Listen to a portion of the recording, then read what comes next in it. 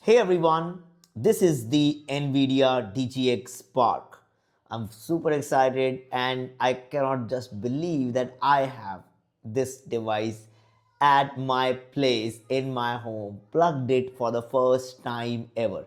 So this is how the device looks like, pretty neat, pretty sleek. This is how the back side of it looks like. You can see you have LAN over there and you have HDMI that I have connected over here.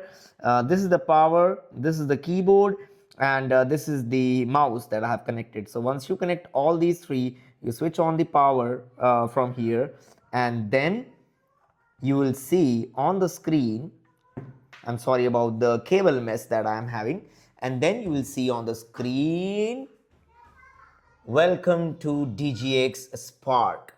So setting this up, but this is the first thing that you do.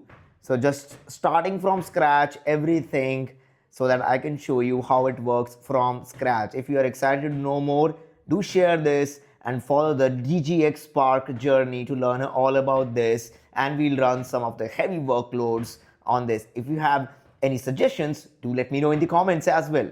I'm super excited to have NVIDIA DGX Spark at home.